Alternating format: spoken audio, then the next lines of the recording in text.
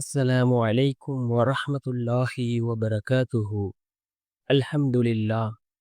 الحمد لله الذي نحمده ونستعينه ونستغفره ونؤمن به ونتوكل عليه. أما بعد.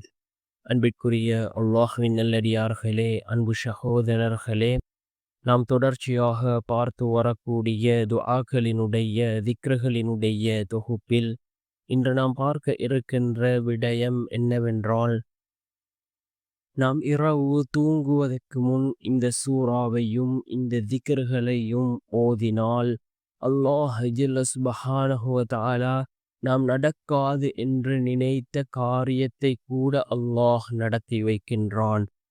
நாம் நீண்ட நாட்களாக ஒரு விடயத்தை எதிர்பார்த்திருக்கின்றோம் என்றால் அந்த விடயத்தை அல்லாஹ் மிகவும் இலகுவாக அந்த விடயத்தை அல்லாஹ் நடத்தி தருகின்றான். அந்த அளவுக்கு சிறந்த அற்புதமான ஒரு சூறாவையும் அதே போன்று ஒரு திக்ரையும் தான் நாம் இன்றைய வீடியோவில் பார்க்க இருக்கின்றோம். அன்பார்ந்தவர்களே, அல்லாஹ்வின் நல்லடியார்களே, அதிகமானோர் நம்முடைய சேனலை சப்ஸ்கிரைப் செய்யாமல் பார்த்து கொண்டிருக்கின்றீர்கள். நீங்கள் சப்ஸ்கிரைப் செய்து லைக் இடுவதன் மூலமாக நமது சேனலில் உள்ள வீடியோக்கள் இன்னும் பல சகோதரர்களுக்கு கொண்டு போய் சேர்க்கப்படும். அவர்கள் அதனை பார்த்து பயனடைந்தால் அதற்குரிய கூலியை அல்லாஹ் உங்களுக்கும் வழங்குவான். அன்பார்ந்தவர்களே, அல்லாஹ்வின் நல்லடியார்களே, அதிகமானோர் கேட்கக்கூடிய ஒரு விடயம்தான் என்னுடைய துஆக்கள் அல்லாஹ்விடத்திலே கபூலாக வேண்டும். நாம் கேட்கக்கூடியவைகள், என்னுடைய தேவைகள் எல்லாம் பூர்த்தி செய்து தரப்பட வேண்டும். அதற்கு துஆக்களை கூறுங்கள் என்று அதிகமான சகோதரர்கள் குறிப்பிடுகிறார்கள். நீங்கள் அல்லாஹ்விடத்திலே துஆக்களை கேட்டால் அதிலே நிச்சயமாக உங்களுக்கு நலவு இருந்தால் அல்லாஹ் அதனை உங்களுக்கு தந்தே தீருவான். அந்த துஆவின் மூலமாக நீங்கள் கேட்கக்கூடிய அந்த விடயத்தின் மூலமாக உங்களுக்கு கெடுதி ஏற்படுமாயின் அல்லாஹ் அதனை தராமல் அல்லாஹ் உங்களை பாதுகாக்கின்றான்.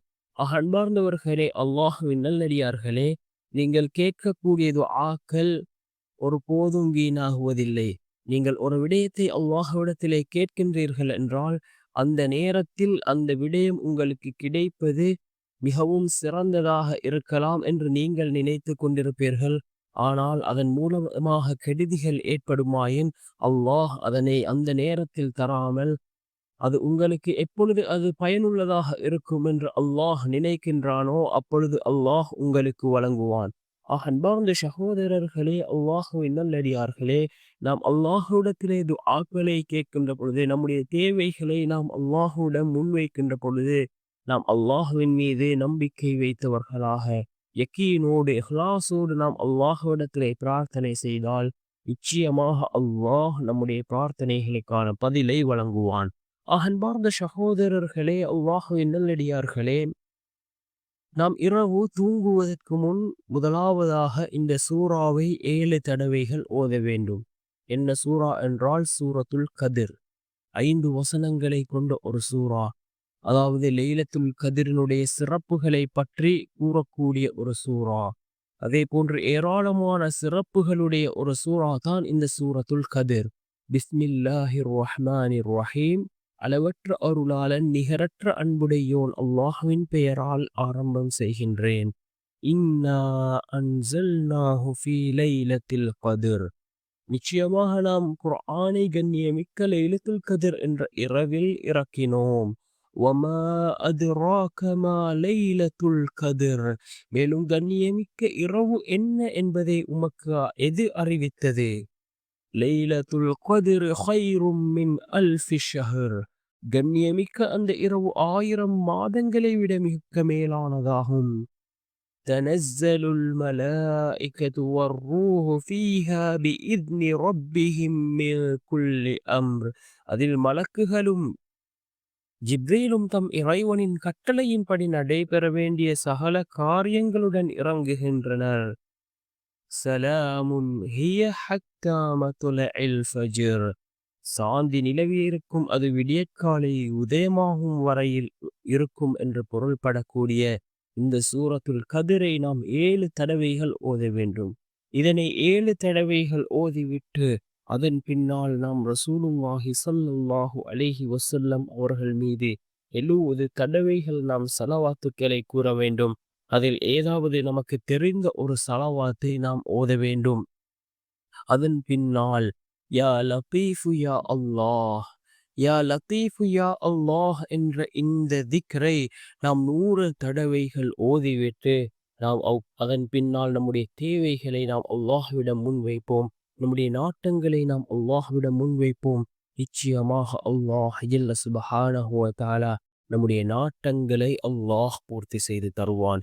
இவ்வாறு நாம் ஒவ்வொரு நாளும் இரவு தூங்குவதற்கு முன் முதலாவதாக சூரத்துல் கதிரை 7 தடவைகள் ஓத வேண்டும். அதன் பின்னால் ரசூலுல்லாஹி ஸல்லல்லாஹு அலைஹி வஸல்லம் அவர்கள் மீது நாம் ஸலவாத்தை கூற வேண்டும் 70 தடவைகள். ஏராளமான ஸலவாத்துக்கள் இருக்கின்றது. நமக்கு தெரிந்த ஸலவாத்துக்களை ஓதலாம். அல்லது சில ஸலவாத்துக்கள் இருக்கின்றது நம்முடைய பொருளாதாரத்தை அதிகப்படுத்தி தரக்கூடிய ஸலவாத்துக்கள் இருக்கின்றது.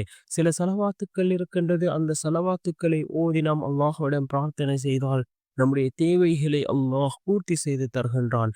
இப்படிப்பட்ட சில ஸலவாத்துக்கள் இருக்கின்றது. நமக்கு தெரிந்த அல்லது இவ்வாறு சிறப்புகள் கூறப்பட்ட ஸலவாத்துக்களை ஓதுவோம். அதன் பின்னால் இந்த யா ஃபத்தாஹு யா அல்லாஹ் என்ற இந்த திருநாமத்தை நாம் 100 தடவைகள் ஓதுவோம். மிகவும் சிறந்த ஒரு திக்ராக இருந்து கொண்டிருக்கின்றது. யா ஃபத்தாஹு யா அல்லாஹ் என்று பொருள் என்று வரக்கூடிய இந்த திக்ர் அல்லாஹினுடைய அழகிய 99 திருநாமங்களில் ஒரு திருநாமம்.